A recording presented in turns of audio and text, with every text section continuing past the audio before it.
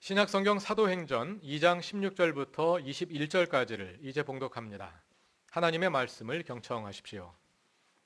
이 일은 하나님께서 예언자 요엘을 시켜서 말씀하신 대로 된 것입니다.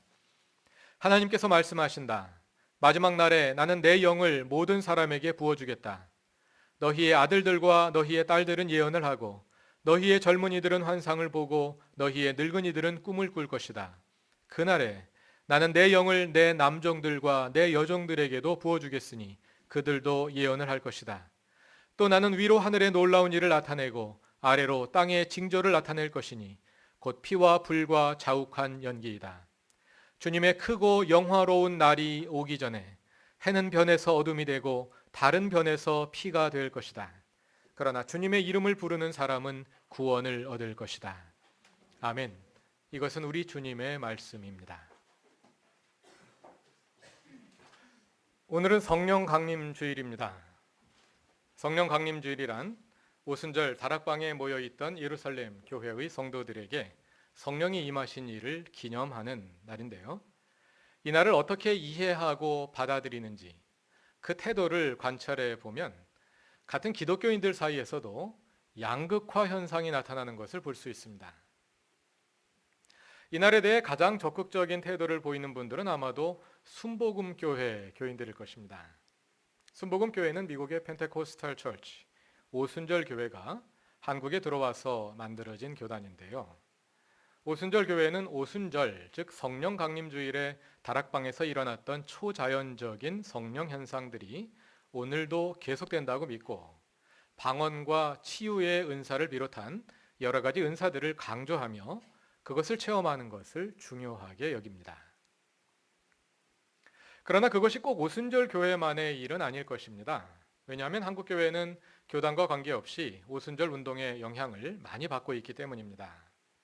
한국 교회에서 일반적으로 기도하면 곧 통성 기도이지요.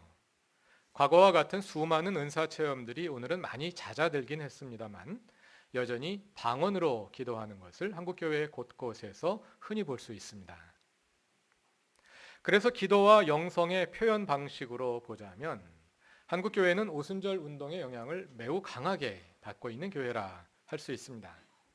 그래서 한국의 교인들 가운데는 오늘 성령 강림 주일을 특별한 의미와 감격으로 받아들이는 분들이 많을 것입니다. 반면에 많은 기독교인들에게 오늘 성령 강림 주일은 별 느낌이 없는 날입니다. 특히 서구의 많은 교회들이 그런데요. 기독교 정통신앙은 오랫동안 삼위일체 하나님 가운데서도 하나님과 예수 그리스도에 집중해 온 반면에 성령에 대해서는 큰 관심을 기울여 오지 않았습니다.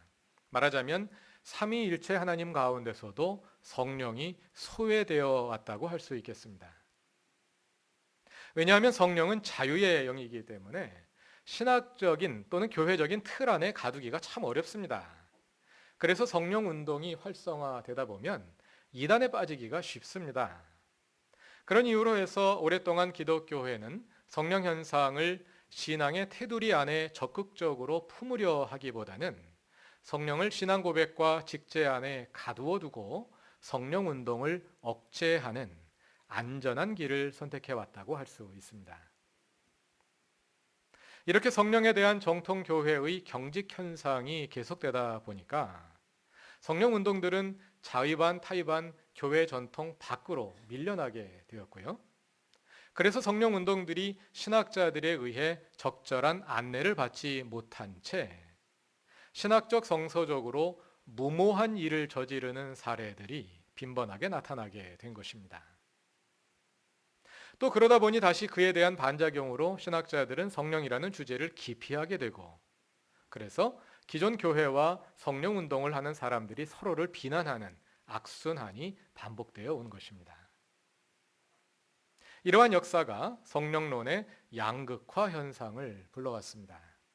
한편으로는 성령 체험을 경시하고 기피하는 현상이 나타났고 다른 한편으로는 성서와 신학으로 뒷받침되지 않은 정체성이 불분명한 성령 운동들이 난무해 온 것입니다. 이러한 양극화의 결과 성경에 담겨 있는 성령의 다양한 모습들 가운데 그저 일부만이 부각되어서 논쟁의 소재가 되고, 반면에 성령에 관한 수많은 가르침들이 사장되어 버리는 그런 결과가 빚어지게 되었습니다. 그래서 신약 성경이 성령에 대해서 많은 것들을 가르쳐 주고, 또 우리의 신앙에서 매우 중요함에도 불구하고 그 중요성이 제대로 인식되어 오지 못하는 것이 사실입니다. 그럼 기독교 신앙에서 성령이 그렇게 중요한 걸까요?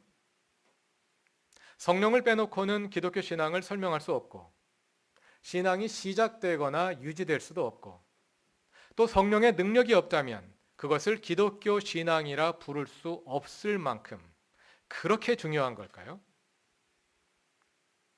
그렇습니다. 성령은 기독교 신앙의 본질적인 내용 가운데 하나입니다. 그래서 오늘은 우리의 신앙의 본질을 회복하려는 시도로서 신약 성경이 성령에 관해 말하는 중요한 내용들 가운데 그동안 제대로 인식되어 오지 않았던 점 한 가지에 주목해 보려고 합니다. 그것은 성령이 가지는 종말론적인 중요성입니다. 종말론이란 하나님 나라에 대한 가르침입니다. 그 요점은 하나님께서 이 역사에 개입하셔서 이 세대의 통치를 끝내시고 새로운 오는 세대, 즉 하나님의 나라를 시작하신다는 것입니다. 예수님이 오시기 전부터 유대인들은 그 하나님의 나라를 고대해 왔습니다. 하나님께서 그들의 역사에 개입하셔서 그들을 수백 년간 계속된 포로 상태로부터 해방하시고 하나님의 새로운 통치가 시작될 날을 기다려 온 것입니다. 그 하나님의 나라가 예수님의 선포의 핵심이었습니다. 예수님은 자신의 오심과 함께 하나님의 나라가 시작되었다고 선포하셨습니다. 예수님은 그 하나님의 나라를 말씀으로 선포하실 뿐만 아니라 행동으로도 보여주셨습니다. 그러나 예수님이 선포하신 하나님의 나라는 유대인들이 기대하던 그 모습으로 오지 않았습니다. 유대인들은 메시아를 통해 하나님이 이스라엘 나라를 다시 일으키시고 로마 제국을 무너뜨릴 것을 기대했습니다. 그러나 예수님은 군대를 일으켜 로마 제국과 싸우시지도 않았고 오히려 그 로마 제국의 십자가를 지고 돌아가셨습니다. 따라서 예수를 따르던 사람들은 예수의 오심과 함께 하나님의 나라가 왔다는 예수님의 그 선포를 제대로 이해할 수 없었습니다. 하나님의 나라가 왔다면 그럴 수 없는 거니까요. 그래서 예수님의 하나님의 나라 선포는 그저 귓가에 계속해서 맴돌지만 무슨 말인지 정확히 이해할 수 없는 그런 상태로 머물고 있었던 것입니다. 그런데 그러던 제자들이 비로소 예수님의 말씀의 의미를 이해하게 된 결정적인 계기가 된 사건이 있었습니다. 그것은 두 가지인데요. 하나는 예수님의 부활이고 다른 하나는 성령 강림입니다. 예수의 부활과 함께 오순절 성령 강림은 하나님의 나라가 왔다는 것을, 종말이 그들 가운데 이미 시작되었다는 것을 제자들에게 확실하게 보여주는 증거가 되었던 것입니다. 성령 강림은 구약 성경이 예고하던 종말 현상 가운데 하나였습니다. 예수를 따르던 사람들은 예수께서 살아계실 때는 그분의 말씀을 이해하지 못했고 무엇보다도 예수께서 십자가에 처형되어 죽으셨다는 사실로 인해 좌절했지만 예수께서 다시 사심을 경험하면서 비로소 십자가의 의미를 이해하게 되었고 종말 현상인 성령 강림을 생생하게 경험하면서 비로소 하나님의 나라가 시작되었다는 예수님의 말씀을 분명히 깨닫게 된 것입니다. 오늘 본문에 나오는 사도 베드로의 설교가 바로 그것을 말하고 있습니다. 다 같이 사도행전 2장을 봅시다. 오늘은 신약 성경 본문들을 여기저기 찾아보면서 그동안 우리가 성령에 대해 충분히 알지 못했던 또 이해하지 못했던 내용들을 확인해 보려고 합니다. 교우들도 함께 성경을 찾아 읽으면서 설교에 참여해 주시면 감사하겠습니다.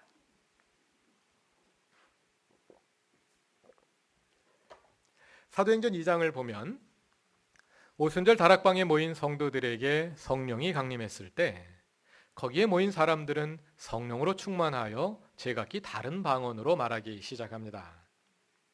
그것은 참으로 놀랍고 신기한 현상이었습니다. 왜냐하면 거기에는 지중해 연안의 서로 다른 언어를 사용하는 여러 지역으로부터 온 사람들이 모여 있었는데 그 방언을 통해서 언어가 다른 사람들 사이에 의사소통이 이루어졌기 때문입니다.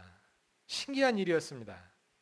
이 일로 인해 사람들이 당황하고 의아해하고 있을 때 14절 이하에 의하면 베드로가 11사도와 함께 일어나서 그 현상의 의미를 설명합니다. 베드로는 그 사건을 가리켜 예언자 요엘이 예고한 일이 이루어졌다고 말합니다. 그러면서 요엘서 2장 28절 이하를 인용하는데요. 그 구절들은 마지막 날, 즉 종말에 일어날 일들을 예고하는 말씀입니다. 다 같이 17절을 보시면은요. 하나님께서 말씀하신다. 마지막 날에. 이 인용문은 마지막 날에 어떤 일들이 일어날지를 예고하는 것입니다. 이어서 18절을 보시면 그날에, 그 마지막 날을 말하는 것이겠죠. 또 한 절 건너 20절로 가봅시다. 주님의 크고 영화로운 날이 오기 전에, 주님의 크고 영화로운 날, 종말을 가리키는 표현입니다. 이렇게 사도 베드로는 오순절 성령 강림 사건을 경험하면서 그 사건을 종말 사건으로 해석합니다. 오순절 성령 현상은 하나님의 나라가 이미 시작되었음을 보여주는 증거이자 시대의 전환점을 알리는 표지였던 것입니다. 여기에서 그치지 않습니다. 그 후 초대 교인들에게 성령 강림은 하나님의 나라의 도래를 알리는 중요한 표지가 되었습니다. 사도행전 10장을 보면 베드로를 통해 로마군 백부장 고넬료의 온 가족이 복음을 받아들이는 사건이 일어납니다. 그리고 이어지는 11장을 보면 그 사건이 초대교회의 문제거리가 됩니다. 유대인은 이방인과 어울리면 안 된다는 율법을 베드로가 위반했기 때문입니다. 그래서 11장 4절 이하를 보면 베드로가 교회 앞에서 자신의 행위를 설명하는, 변명하는 장면을 볼 수가 있습니다. 그 핵심은 내가 가고 싶어서 간 게 아니다. 나는 성령에 이끌려서 무슨 일인지도 모르고 갔다가 고넬료 가정의 복음을 전하게 되었다 하는 것이었습니다. 그런데 그렇게 복음을 전하던 베드로가 하나님께서 유대인뿐만 아니라 이방인도 구원하신다는 것을 깨닫게 된 결정적인 사건이 일어났습니다. 무슨 사건일까요? 사도행전 11장 15절 이하입니다. 내가 말을 하기 시작하니 성령이 처음 우리에게 내리시던 것과 같이 그들에게도 내리셨습니다. 성령이 처음 우리에게도 내리시던 것과 같이. 베드로는 지금 어떤 사건을 떠올리는 걸까요? 오순절 성령 강림이겠죠? 성령 강림은 하나님 나라의 시작을 알리는 표지입니다. 그리고 베드로는 그 성령 강림 사건 속에서 하나님 나라의 도래를 보았던 장본인입니다. 그런데 베드로와 유대인들은 그 하나님의 나라가 당연히 유대인만을 위해서 임하는 줄 알았습니다. 구약 성경에서 하나님의 나라는 곧 유대인의 해방을 의미하는 것이지 않습니까? 그러니까 당연히 유대인만 하나님의 백성이 되는 것이고 유대인들만 성령을 받는 줄 안 것입니다. 그런데 이방인들에게도 성령이 내리는 것을 보면서 베드로는 하나님께서 이방인들도 하나님 나라의 백성으로 삼으시는구나 하고 깨닫게 된 것입니다. 하나님의 구원이 이방인에게까지 미친다는 예수님의 말씀을 그때는 듣고도 깨닫지 못하다가 이방인들에게 성령이 강림하는 것을 보면서 비로소 눈이 열린 것입니다. 다 같이 사도행전 11장 17절과 18절을 읽어보겠습니다. 그러므로 하나님께서는 우리가 주 예수 그리스도를 믿을 때에 우리에게 주신 것과 같은 선물을 그들에게 주셨는데 내가 누구이기에 감히 하나님을 거역할 수 있겠습니까? 이 말을 듣고 그들은 잠잠하였다.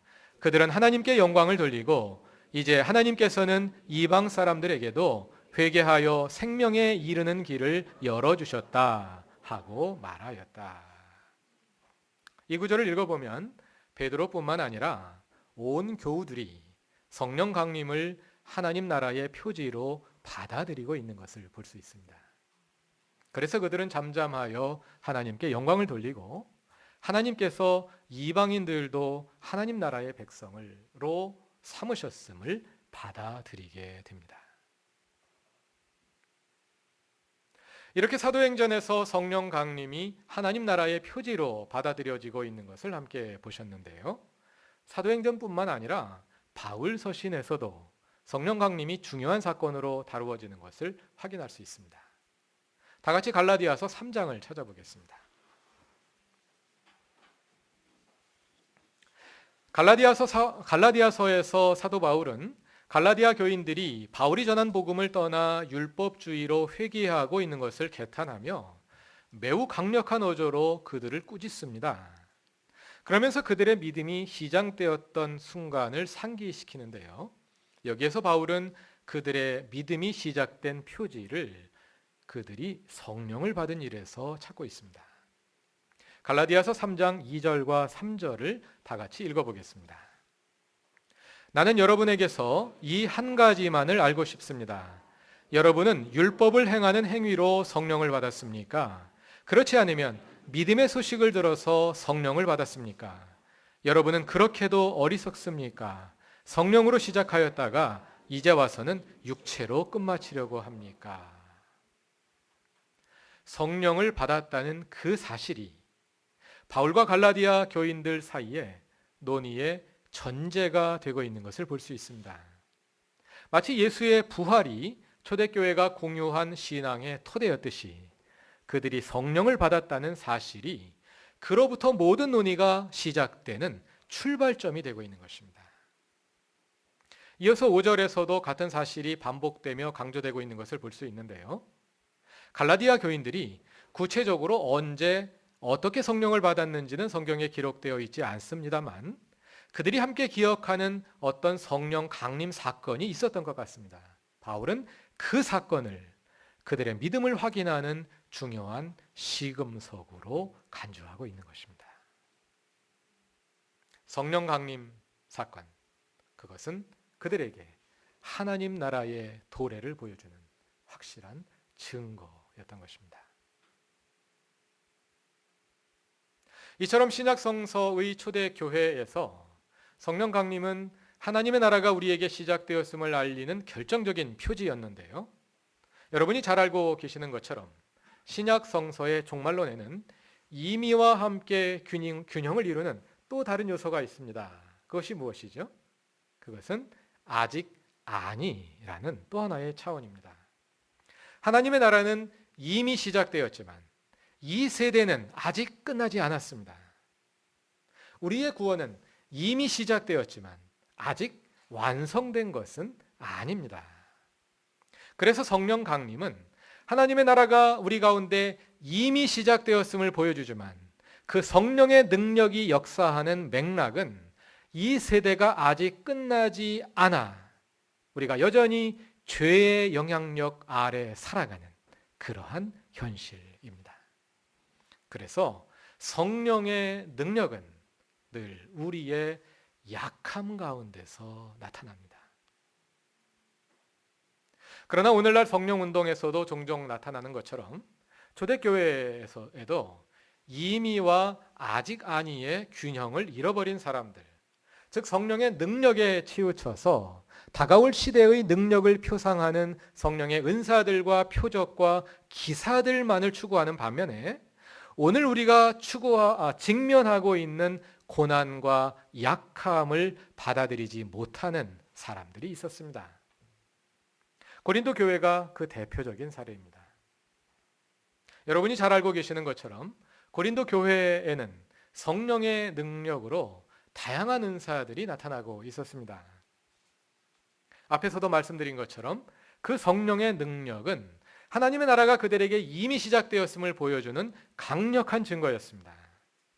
예수께서 하나님의 나라를 선포하시되 말씀으로만 하지 않으시고 병자들을 고치시고 귀신을 쫓아내고 죽은 사람들을 살려내는 능력으로 하나님의 나라를 보여주신 것처럼 부활하신 주님을 따르는 초대교회에는 성령의 능력이 나타나서 하나님의 나라를 보여주는 분명한 표지가 되고 있었던 것입니다.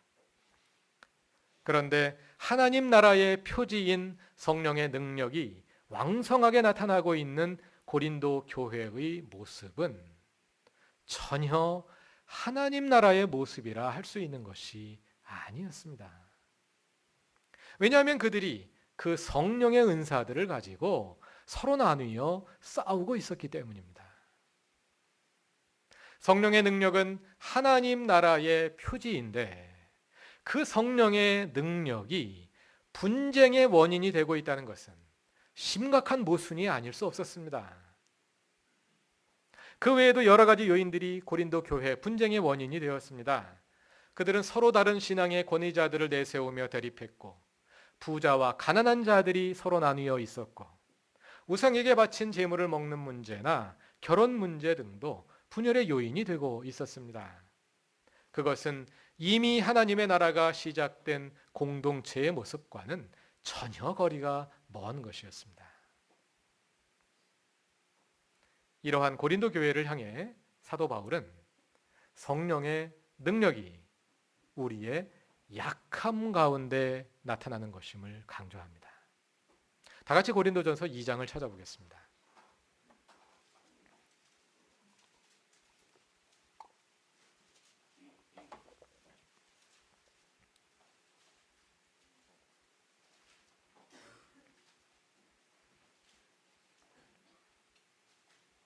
고린도전서 2장에서 바울은 자신이 고린도 교회를 처음 방문하여 복음을 전하던 때를 회상합니다. 2장 1절에서 그는 처음 고린도에서 복음을 전할 때에 훌륭한 말이나 지혜로 하지 않았다고 합니다. 설교자로서의 바울의 모습은 유창하고 힘이 있는 달변가의 모습과는 거리가 멀었습니다. 그리고 2절에 의하면 그 설교의 주제는 예수 그리스도가 십자가에 달려 돌아가셨다는 것이었습니다. 그래서 설교자로서의 그의 외적인 모습을 대변하는 말은 한마디로 약함이었습니다. 다 같이 3절을 읽어보겠습니다. 내가 여러분과 함께 있을 때에 나는 약하였으며 두려워하였으며 무척 떨었습니다. 그는 약한 모습으로 두려워하며 떨면서 복음을 전했습니다. 그러나 그 속에는 겉보기와 다른 것이 들어 있었습니다. 다 같이 4절과 5절을 읽어보겠습니다. 나의 말과 나의 설교는 지혜에서 나온 그럴듯한 말로 한 것이 아니라 성령의 능력이 나타낸 증거로 한 것입니다. 그것은 여러분의 믿음이 사람의 지혜의 바탕을 두지 않고 하나님의 능력의 바탕을 두게 하려는 것이었습니다. 바울의 선포는 성령의 능력으로부터 나온 것이었습니다. 그 능력이 고린도 사람들의 마음을 움직였고 그래서 그들이 복음을 받아들이게 된 것입니다. 그러나 그 성령의 능력은 역설적이게도 약하고 두려워하고 떨고 있는 설교자를 통해 나타났습니다. 예수 그리스도를 선포하는 선포자는 약한 자이었음에도 불구하고 그 약함 속에 성령의 능력이 나타나서 놀라운 힘으로 사람들을 변화시킨 것입니다. 인간이라는 약한 존재를 통해 하나님의 능력이 나타남으로 하나님께서 영광을 받으신 것입니다. 이러한 능력과 약함의 공존은 고린도 교회에만 나타난 것이 아니라 초대교회의 삶의 일반적인 특징이라 할 수 있는 것이었습니다. 그들은 이미 시작된 하나님의 나라를 보여주는 성령의 능력 속에 있었지만 그 능력이 나타난 맥락은 십자가 고난의 상황이었기 때문입니다. 데살로니가전서 1장 5, 6절에서도 그러한 모습의 일면을 찾아볼 수 있습니다. 데살로니가 교회에서 바울은 능력과 성령과 큰 확신으로 복음을 전하였다고 말합니다. 그런데 그 결과 데살로니가 교인들은 많은 환난을 당하면서도 많은 환난 속에서 성령이 주시는 기쁨의 능력으로 복음을 받아들여 바울과 주님을 본받는 자들이 되었습니다. 고난 가운데, 약함 가운데 성령의 능력이 나타난 것입니다. 이것이 바로 이미와 아직 아니가 공존하는 하나님 나라의 진정한 모습입니다. 그리고 이러한 성령의 능력은 우리로 하여금 승리주의에 빠질 수 없게 합니다. 승리주의, 트라이엄팔리즘이란 고통과 패배를 악으로 여겨 배척하며 하나님을 믿는 사람에게는 고난이나 질병이 올 수 없다고 믿는 것입니다. 예를 들어 성령의 치유의 능력을 강조하는 사람들 가운데는 교회 다니는 사람들이 병이 들면 그것이 믿음이 없기 때문이라고 주장하는 사람들이 있지요. 사업이 잘 안 되거나 인생에 고난이 생기면 성령을 못 받아서 그런 거라고 주장하는 사람들이 있습니다. 그런 사람들이 가진 생각을 가리켜서 승리주의라 합니다. 그 생각 속에는 부활의 승리만 있을 뿐 십자가 고난은 존재하지 않는 것입니다. 이미만 있을 뿐 아직 아니는 존재하지 않는 것입니다. 우리가 소위 기복주의라 부르는 것, 즉 예수 믿으면 세상에서 다 복받고 출세한다는 생각도 이 승리주의의 한 모습입니다. 그러나 그러한 사람들은 하나님 나라의 이미만을 알 뿐 아직 아니를 알지 못하는 것입니다. 성령의 능력만 알 뿐 그 성령의 능력이 나타나는 인간의 약함을 알지 못하는 것입니다. 그래서 고난 가운데서 인간의 약함 가운데서 역사하시는 성령의 능력, 십자가의 현실에서 작동하는 부활의 능력을 알지 못하는 것입니다. 이러한 사람들은 성령의 능력을 사유화하려 합니다. 성령의 능력을 마치 인간의 다른 능력처럼 소유하여 나의 능력으로 만들고자 하는 것입니다. 마치 알라딘의 램프를 문지르면 지니가 튀어나오듯 언제든 내가 기도하면 성령의 능력이 나와서 역사하게 할 수 있다고 오해하는 것입니다. 그러나 성령의 능력은 결코 인간이 소유할 수 없습니다. 왜냐하면 성령은 인격이시기 때문입니다. 성령은 한 분의 인격으로서 우리 가운데 오셔서 우리의 주님이 되시고 우리를 이끄시며 성령께서 친히 그 능력을 행사하십니다. 그 능력은 어디까지나 성령님의 능력이지 나의 능력이 아닙니다. 시간이 많이 지났기 때문에 좀 급하긴 하지만 말씀을 맺겠습니다. 우리가 온전히 성령에 이끌릴 때 인격이신 성령은 무엇보다도 우리의 인격을 변화시키십니다.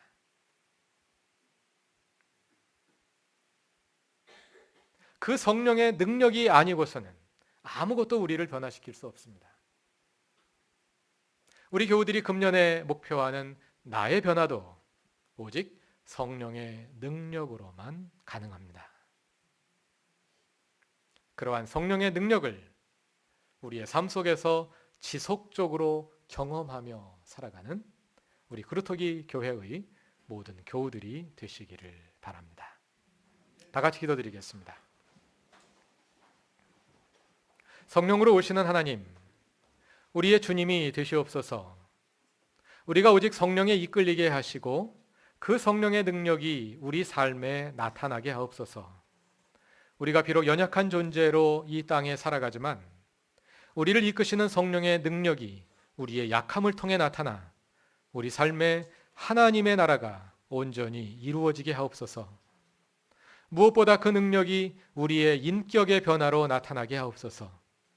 온 교우들이 함께 기도하며 나의 변화를 기대합니다. 우리 한 사람 한 사람이 변화하게 하시고 그 변화가 그루터기 교회를 바른 교회로 세우게 하옵소서. 예수님의 이름으로 기도드립니다. 아멘.